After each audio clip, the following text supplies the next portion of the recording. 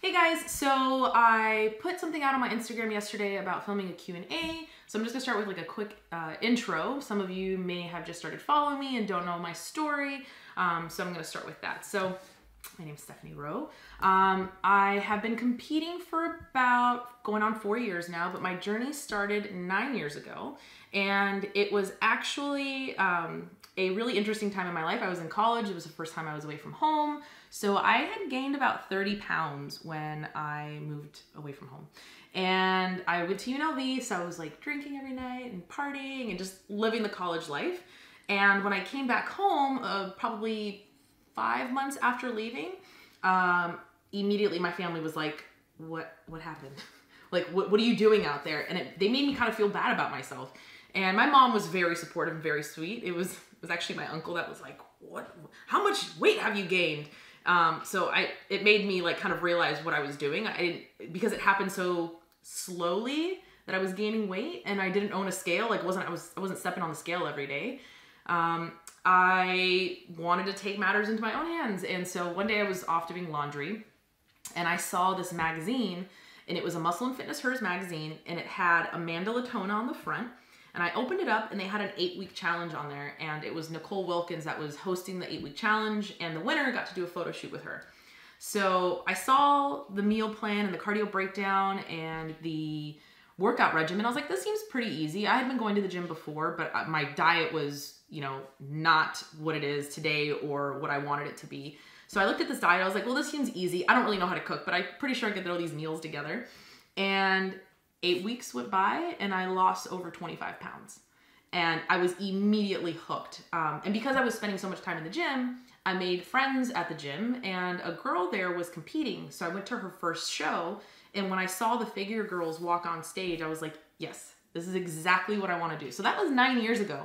And I did a evolution of Steph Rowe on my Insta story the other day, and a lot of you loved it. And it was just where I started 9 years ago, as opposed to where I am today. People think that this happens overnight, and it doesn't. And it's about, staying persistent, being patient, and knowing that if you are putting in the work, the changes will come. So from a fitness standpoint, I guess that's my background. But I've been in the marketing industry for 8 years now.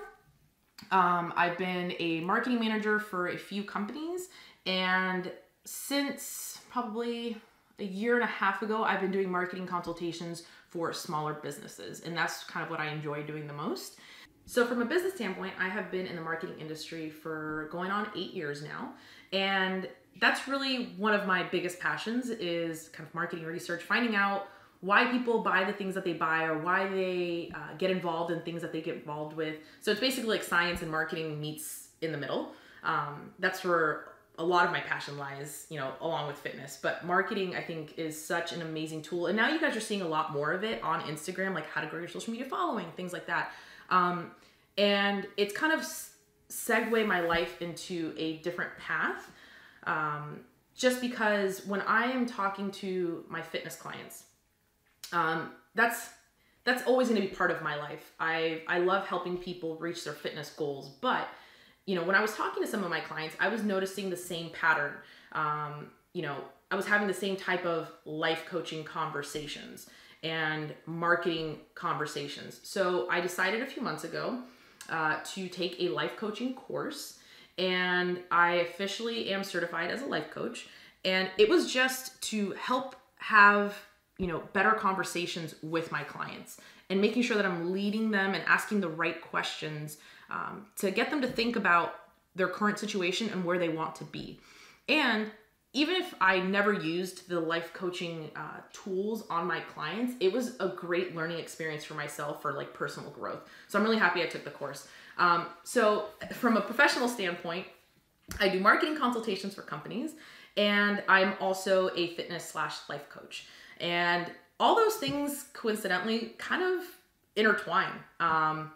There's been situations in the marketing industry where you kind of have to life coach people through it. So everything's all kind of tied together. It seems like I'm all over the place, but it really does kind of all intertwine. So that's from a business standpoint. From a personal standpoint, I am married to Brad Rowe. We've been married now for 3 years, but we've been together going on 7 years. Yes? 7? Yes, 7. Such a shitty person. 7 years. It was like, we met in, this is why it always screws me up. We met in November, and then we officially started dating in January. So like the years, because it's like right at the cusp, it always screws me up. But we've been married for 3 years. That's the one that really matters. We got married in Costa Rica. And the reason we did Costa Rica was because my family's all from Los Angeles. His family's all from New Hampshire. So we didn't want to pick a side. We just wanted everyone to have to fly somewhere. And that way we kind of forced our families to get to know each other and spend a week with each other on the beach and doing activities. So it worked out perfectly. And we knew our families were going to get along just fine because they're all ball busters. Like everyone gives each other shit. So we knew that everyone was going to get along just fine, but we just kind of wanted to force it upon them. We just bought our house 6 months ago.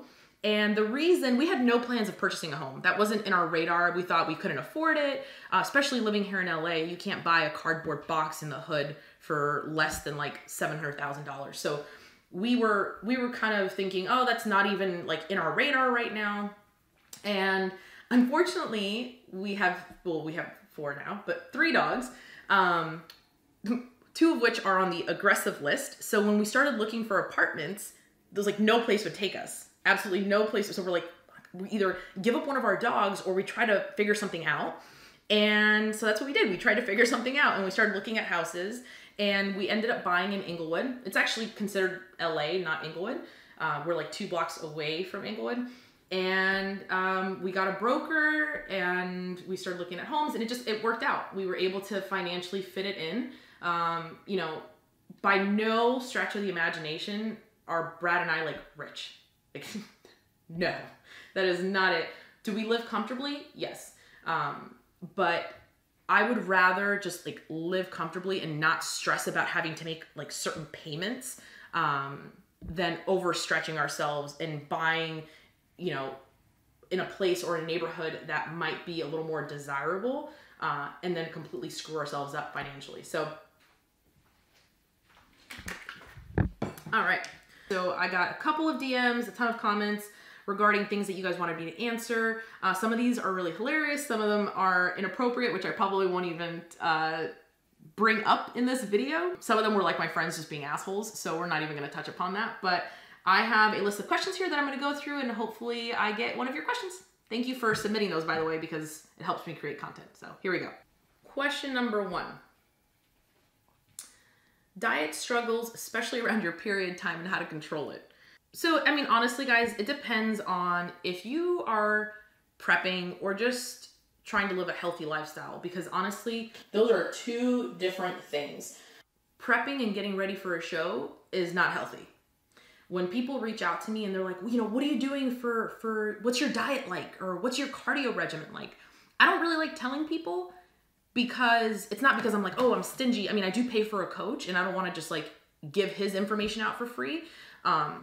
But also, if you're just a regular person that's trying to be fit and healthy, my prep and my diet and my cardio is not for the healthy human being. It's actually one of the more unhealthy things you could possibly do to your body.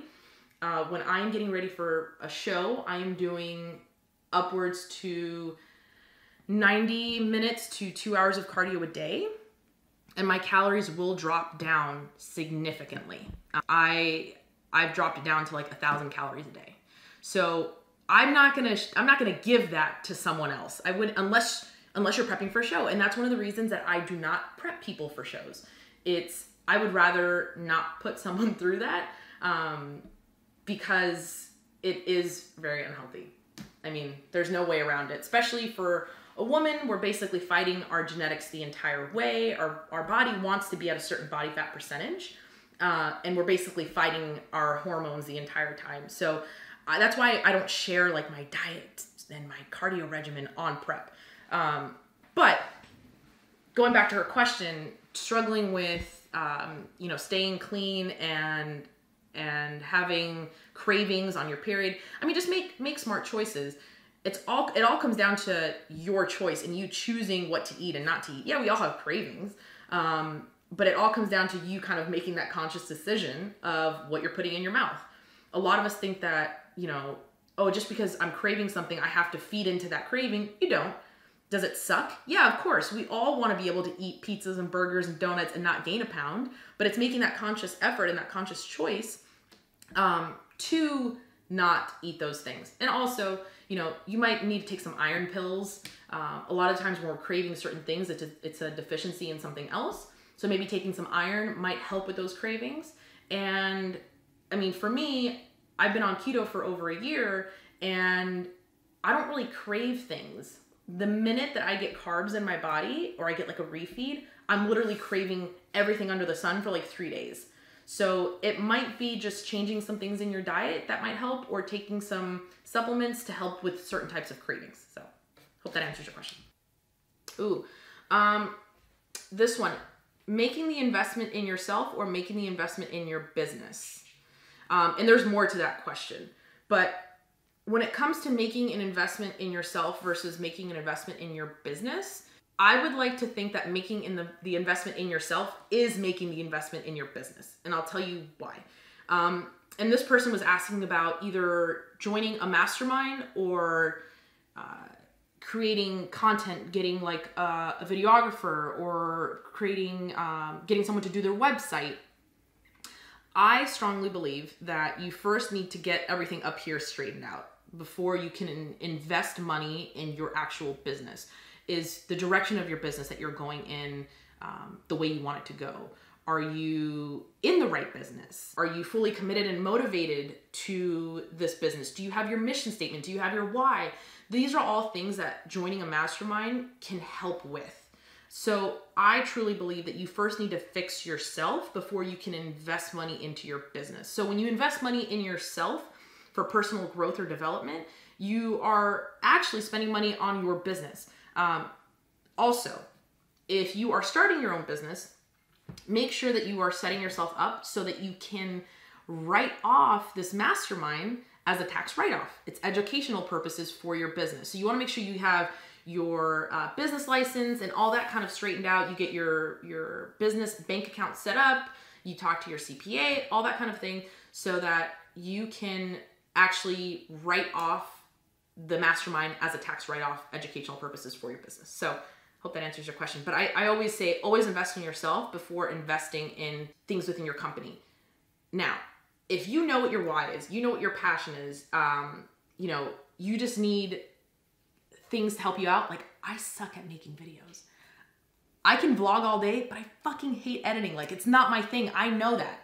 That's why I have Maya, because I know that I don't want to do it. I have other things on my plate where I can't spend a few hours a day editing videos.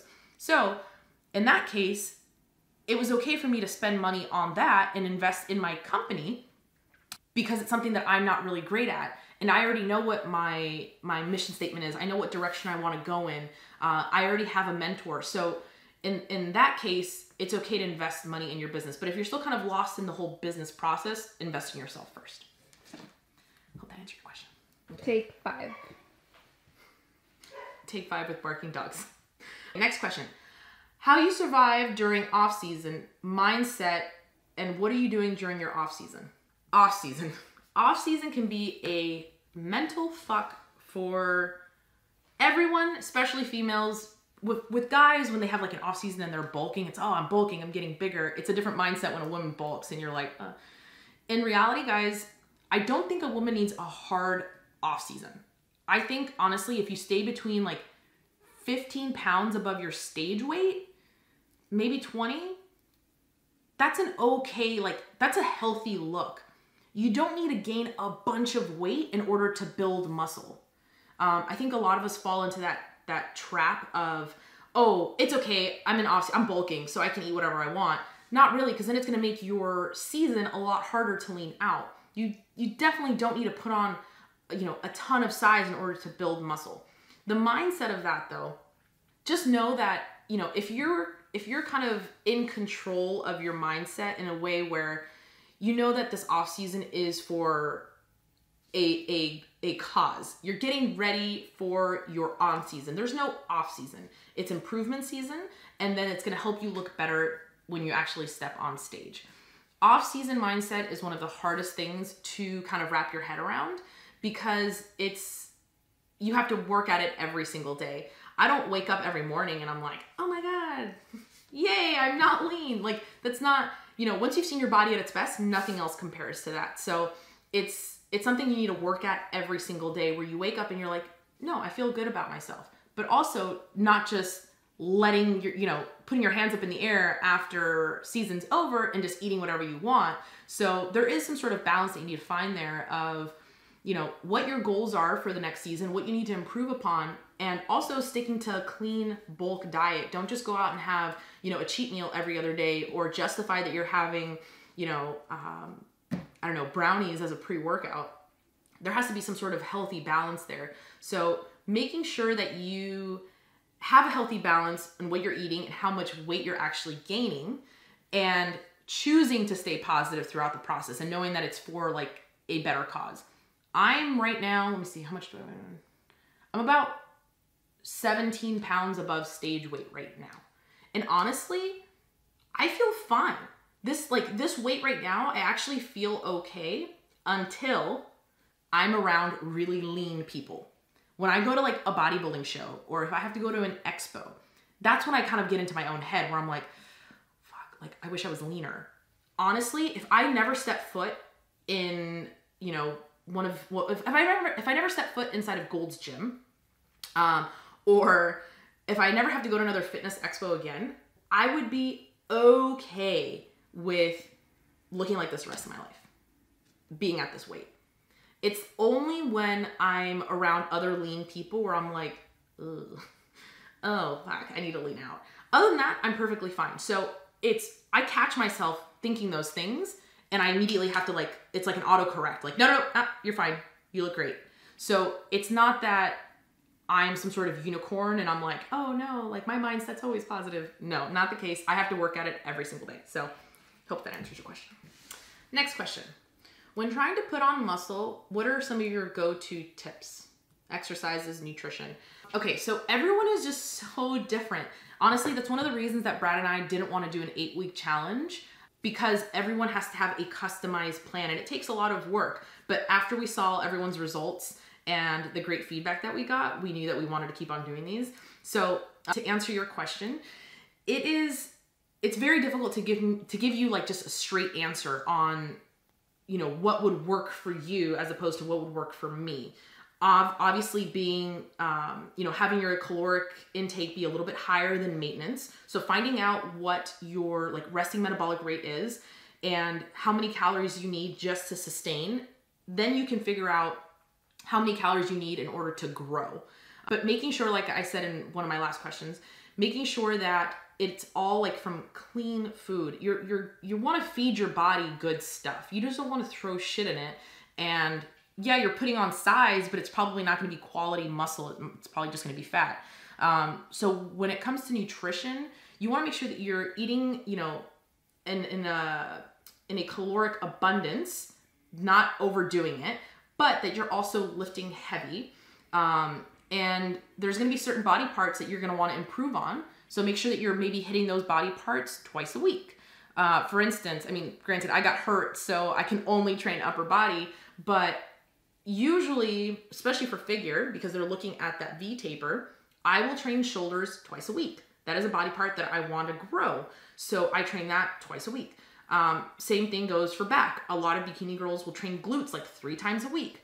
So depending on the body part you're trying to grow, try to hit that body part maybe twice a week, and making sure that your calories are high enough to help you grow, but you're taking in good food, not just crap food. Everyone is just so different. I see girls who I might look at and be like, oh my God, I wish I was as lean as her, but she might have a really hard time putting on muscle, and vice versa. There might be a girl that looks at me and says, oh my God, I wish I had that much muscle, but I can't be as lean as that girl. Like that girl probably leans out really quickly and can eat whatever she wants and not put on size. So it's kind of like a double-edged sword. Everyone is just so different.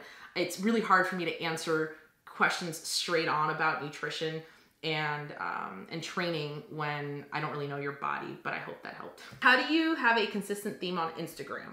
Okay, so how to stay consistent with your theme on Instagram.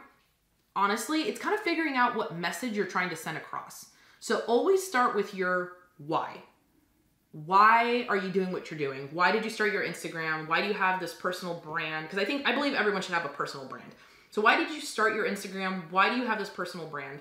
The message that you're trying to send across and the audience that you're trying to reach. So your why and your audience. Those are two things that you need to take into consideration when creating your content for your Instagram. Your why is going to dictate the type of message you're trying to send across, and your audience is going to dictate who you're trying to send that message to. For instance, my why is I want to help people become better humans. That's like my overall vision statement, I guess, right? I want to help people become better humans, whether it's from a physical standpoint, from a marketing business standpoint, from a personal development leadership standpoint. I want people to just become better humans. That's Helen. Helen's the one barking. So that's how you start with your theme. You also want to create a content calendar, and there's a bunch of apps and platforms that you can use to help you kind of stay organized, creating a content calendar. But those are the two things that you want to take into consideration when coming up with an overall theme for your social media. Your why and your audience, because those things will dictate what you create and how you present it to people. This was actually, I got asked this a lot, which I guess surprised me for some reason. How do you manage to stay so strong through all the things that life has thrown at you?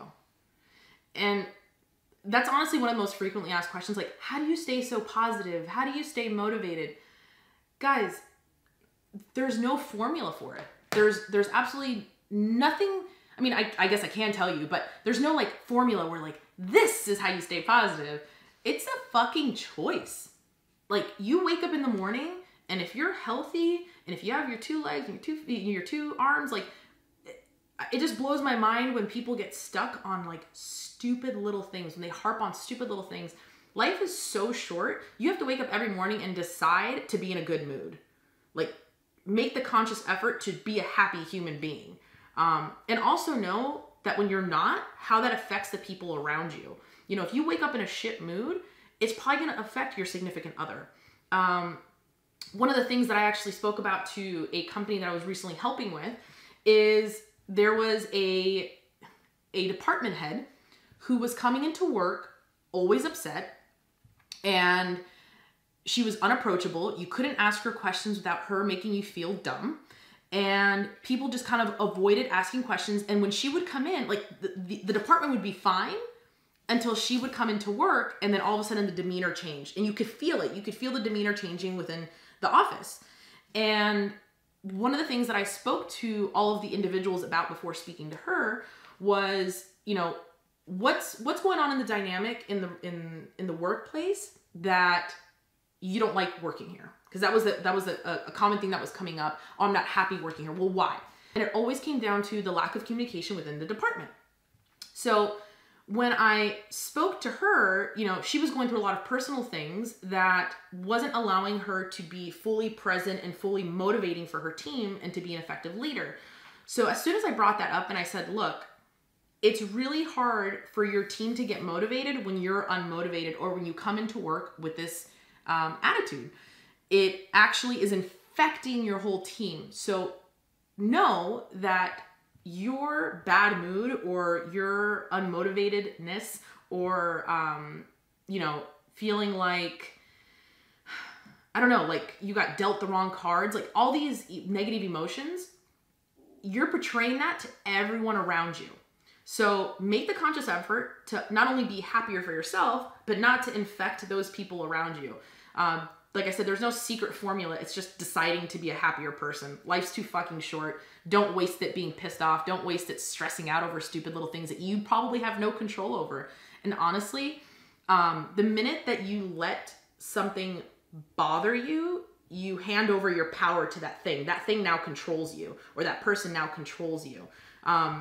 One thing that I always talk about with my life coaching clients and some of my fitness clients as well is figuring out what those emotional triggers are and catching them before they control you. So if you know that certain things are going to irritate you, just pay attention to those things so that you can control them. The faster that you can identify your emotional triggers, the faster it will be for you to control the situation and know that, you know, those things don't control you, you control it. This was an interesting question, I thought. How do you get through cardio?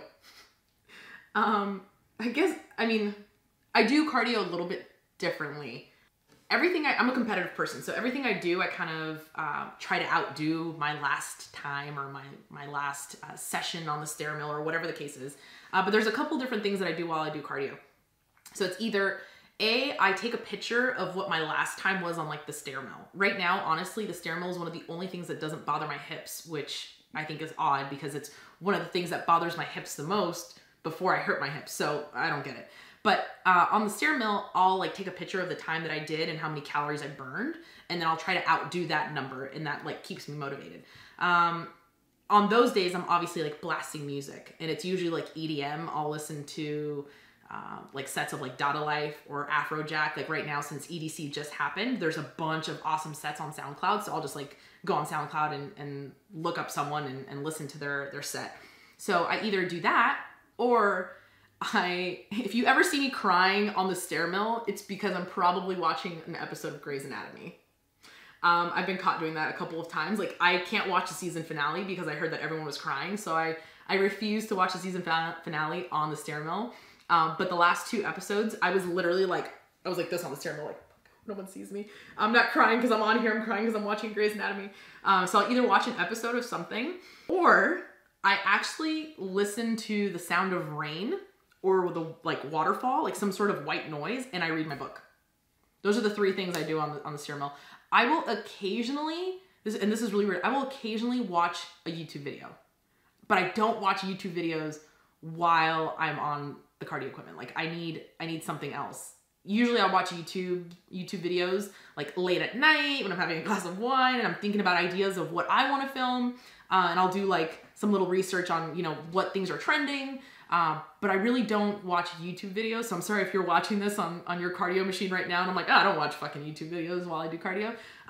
White noise, read a book, watch Grey's Anatomy and cry, or listen to EDM and try to outdo my time. So those are the things I do while doing cardio. I just lost it. Shit, where is it?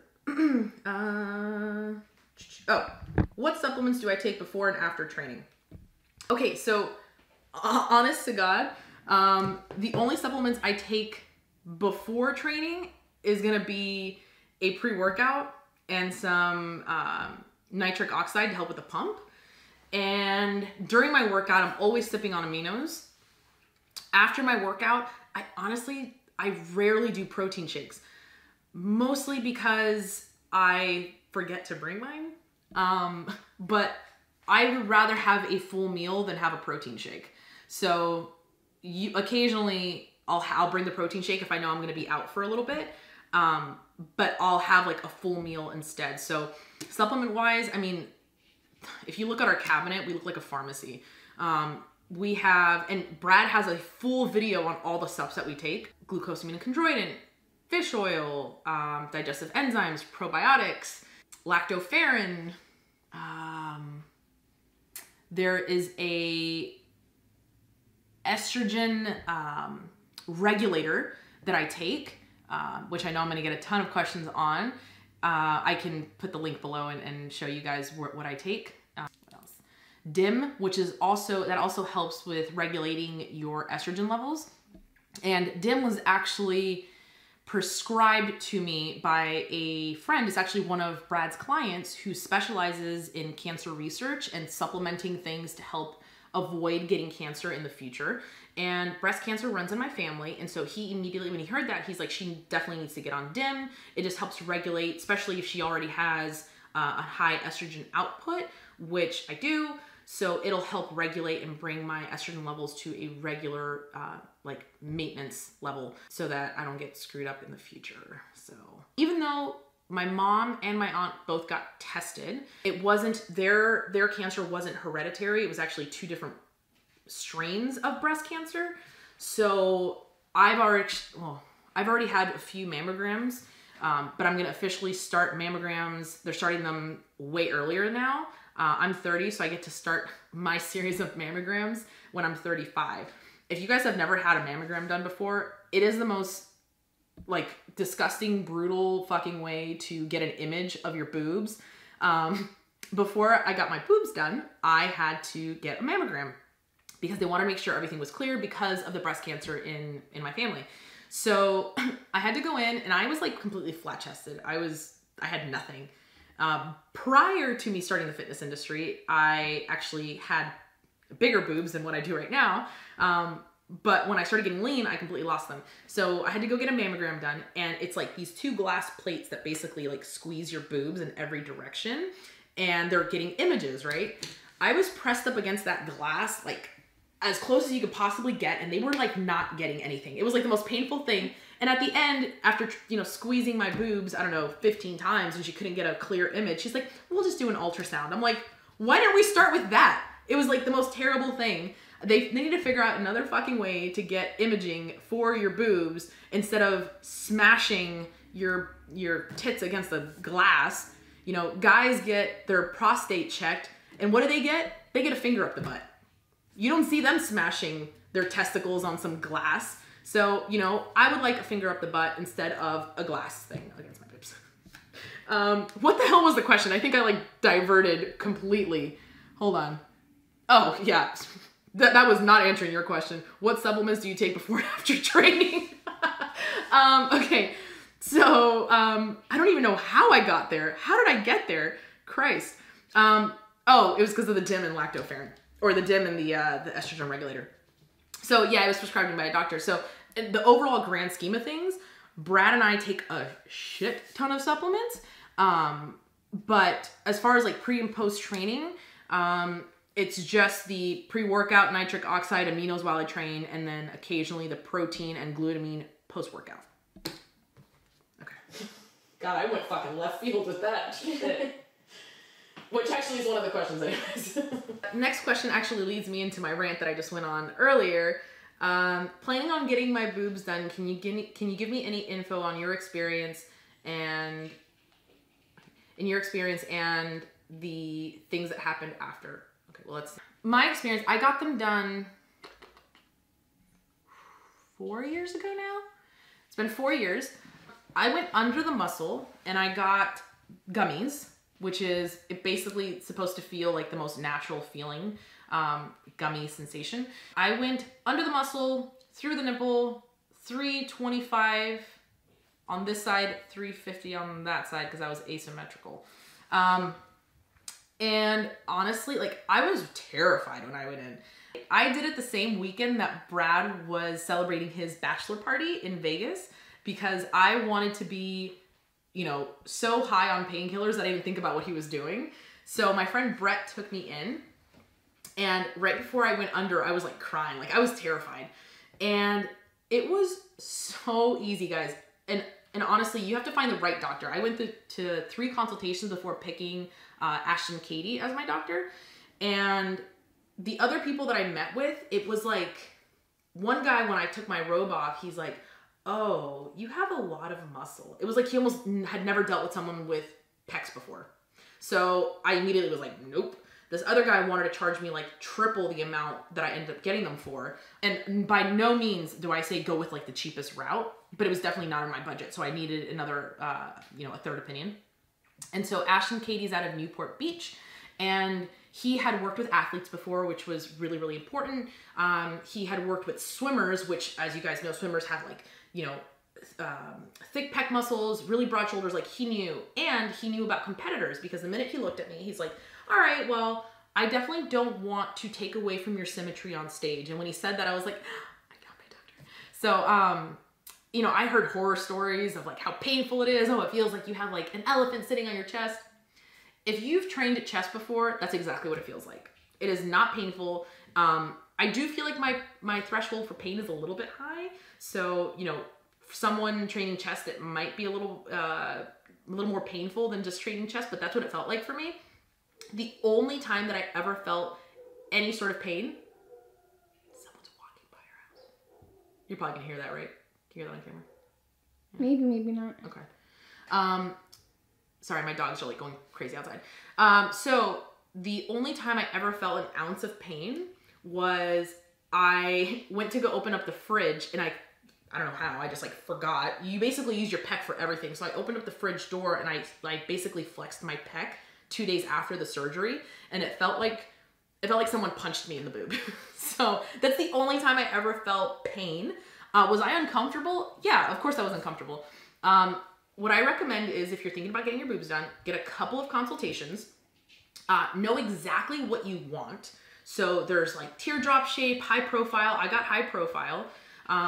And, you know, bring in a picture of someone that you like their shape, and this is something that you kind of want to emulate when the doctor goes in. Bring that in with you and get things ready before your surgery. So I got one of those like, it's like those little chairs, like pillow chairs that you can get like Target. Usually like high school kids and like college kids get it for their dorm. That's how I slept, because I didn't feel comfortable sleeping on my back. It did feel like there was weights on my chest. So I got that, and then I got a neck pillow. So I was basically sleeping like this for probably like a solid month. So because I'm a side sleeper or a stomach sleeper. So that was the most uncomfortable part for me, because I hate sleeping on my back. So out of the whole process, I think that was the shittiest part. Other than that, it was super easy. I definitely paid attention and listened to the doctor when he said, don't train for, you know, however many months or weeks. I didn't train for about a month. I was on the bike like 7 days later, just so I wouldn't go stir crazy in the house. I didn't train for a month. I didn't train upper body for 2 months. And there was things that just felt really uncomfortable. Like a lat pull down just wasn't happening. Push-ups, forget about it. And I didn't train chest for like 2 years. And that was just my own personal preference. I didn't need to train chest for figure. I did a lot of like front delt work, so I didn't lose anything like through the thickness up here. But in reality, I didn't need to train chest. So now it's been 4 years. Now I'll train chest. Oh, and make sure that you're massaging. So for some reason, I've heard like some doctors not tell their patients that. You want to make sure that you're like massaging down so that they fall into their pocket and they don't get encapsulated, because then it becomes really painful. When an implant becomes encapsulated, it means it can't move anywhere else, and it's really painful. So make sure that you're massaging. So I think that covers all the bases. I got 325, 350 cc gummies through the nipple, under the muscle, high profile. Shop for your doctor and get things comfortable so that when you come home, you don't have to be uncomfortable, but it's not painful. It's just finding the right person for you, and you should be okay. But I'll put my doctor's info below, because I have had a lot of people reach out to me about that. So Ashton, Katie, and Newport Beach. Okay, so this is a follow-up from one of my last videos that I did. How's my forehead after my Botox? Which I think is so funny. There's still like, might be a little bit of lines right now, because it's been like going on 4 months since I got it. 3.5, 4 months. Usually Botox, depending on how fast your metabolism is, you'll burn right through it. Or if your metabolism's a little bit slower, it might take a little bit of time. With Brad, I feel like he got it done like a month ago, and within a month, he has lines again, because his metabolism is crazy. Mine's a lot slower, thankfully, in this case, I guess. But I mean, I love it. The reason I got it done, and I explained it in my last video, is just because I was getting really deep, thick lines through my forehead. And it looked even worse when I put makeup on, because the concealer wouldn't go into my wrinkles. And it was making me a little self-conscious, because I'm very expressive when I talk. I like move everything on my face. So it was making me a little self-conscious. Self-conscious. Yes? Whatever. I was getting worried about these lines. So I decided, you know what? I'm fucking 30. I can do what I want. Some people are going to bitch at me. Some people are going to say... And honestly, I got such a positive response from it. I thought it was hilarious. The minute I posted that I was getting Botox, I had people like, where are you getting it done? How much is it? Was it painful? So I made a whole video on it. So if you want to go back, you can look at that video. It's not painful. I love the results. I'll probably go back in like a month or two and get some more. So yeah, I really loved it. I think, especially if you find, again, you have to find the right doctor that's not going to like, some Botox can be really expensive. So you want to make sure that you're just not going to the first person that you find and they charge you like something crazy like $15 a unit.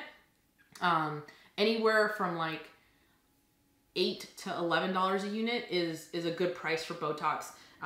You know, if you're shopping somewhere in like Beverly Hills, they're probably going to charge you $15, probably $17, $18 a unit. So it can get a little pricey, but you know what? But if it's something that is going to help you feel better, fuck what everyone else says. If you're not hurting anyone, that's always what I say. If you're not hurting anyone, if it's not, you know, messing with anyone else's life, do what you want if it makes you happy.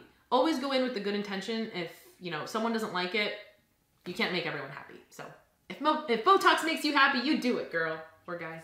I actually really like this question. Do you ever wish at times you were not as muscular for certain wardrobes? Yeah, actually. There are certain things that I see girls wear and I think it looks super cute on them. And then I go to try it on and it just looks completely different on me, or it doesn't even fit at all because I'm actually kind of small through my rib cage, but my back my back is wide and my shoulders are big and my arms are big. So, you know, things that fit girls like super cute and petite, like girls that are small, the outfits look super cute on them. And then I go to try it on and I look like a Mack truck, just like it just doesn't look right. So there's certain things that like, I'm like, oh man, if I was just smaller, this would look so much better or it would fit better. But there isn't really a time where I'm like, God, I wish I had less muscle. Maybe in just certain wardrobes. I really, really like being muscular. Which the question below that was, what body part do you think is the sexiest on a woman? Honestly, I think there's just so much. The thing that stands out the most and the thing that I guess people comment on the most for me is like my shoulders and my arms. When I was bartending, that was like the #1 comment that I would get, like, oh my God, look at her arms. And you don't see a lot of women, and for us, you know, we're in the industry, so we see it, but you know, people who are really, really fit and they go out into like the real world, that like people stare at us. Brad and I go on date nights, and Brad has to be the one to calm me down because I'm like, why are people staring at us? Like, can't they just fucking leave us alone? Like, I get fired up when people stare and point. Mostly they're doing it at Brad because when I'm with Brad, no one sees me. I'm like petite compared to Brad, right? So, but yeah, I mean, it's one of those things where there's certain wardrobes where I'm like, yeah, I guess this look cuter if I was smaller, but I never wish that I was smaller than what I am right now. I think for the most part, I will always be a muscular girl. I don't wish to be any smaller. I wish to be a little bit leaner, but not smaller. So I hope that answers your question. All right, guys, well, that wraps it up. I answered a few of your questions. The inappropriate ones, you can go yourself because I'm not answering them. So I'll probably do another one of these going into depth about some of the topics that we covered today. So I know a lot of people wanted me to cover like a keto diet. You know, some people wanted me to cover business related things, which have multiple parts. Like there's multiple answers to those questions. So I'd rather do separate videos for those. But this was just like a generalized Q&A so you can hear me talk and you can get to know me a little bit of my background, my personal, my business, my fitness life. And yeah, so I'll catch you guys in the next one. Bye.